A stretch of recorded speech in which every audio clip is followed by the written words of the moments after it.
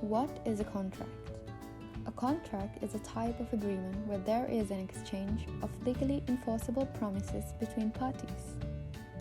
To create a legally binding contract, there must be elements essential for the validity to contract. These are offer, acceptance, consideration, willingness, capacity, legal intention, valid object, certainty, and consensus ad idem. The first requisite of any contract, which consists of an offer and acceptance. The person who makes the offer is known as the offerer, and the person to whom the offer is made is the offeree. For most types of contract, the offer and acceptance may be made orally or in writing, or they may be implied from the conduct of the parties. Diving into the element of offer, offer is an expression of willingness to contract made with the intention that it shall become binding on the offerer as soon as it is accepted by the offeree. An offer is a definite promise to be bound on certain specific terms. It cannot be vague. An offer may be made to a particular person or class of persons or to the public at large, as in Carlyle versus Carbolic Smokeball Company. There are 4 factors that constitute an offer. An offer must be an expression. It may be expressed in writing, verbally, or even conduct. Conduct can amount to an expression of an offer in situations where it is the norm for offers to be expressed that way. Furthermore, the terms of an offer must be specific, and the offer can only be accepted by the person to whom it is addressed to.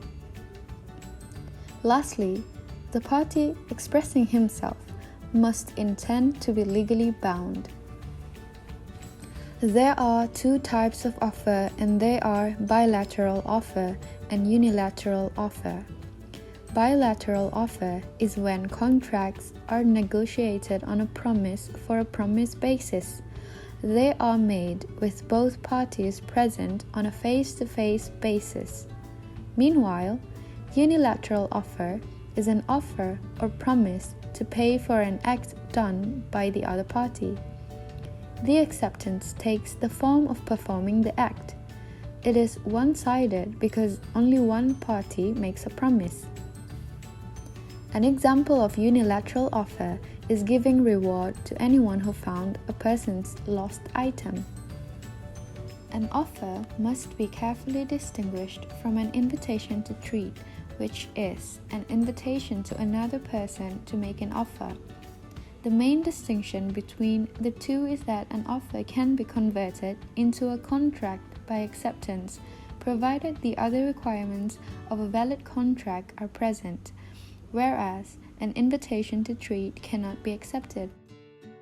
The case of Carlyle versus Carbolic Smokeball Company, the defendant company, who were the manufacturers of the Carbolic Smokeball, advertised that they offered £100 reward to anyone who caught influenza after using the smokeball 3 times a day for 2 weeks. The defendant company deposited £1,000 at the Alliance Bank in Regent Street to show their sincerity. The plaintiff used the ball as prescribed and then successfully caught influenza. She sued for the reward of £100. The advertisement was an offer of an unilateral contract.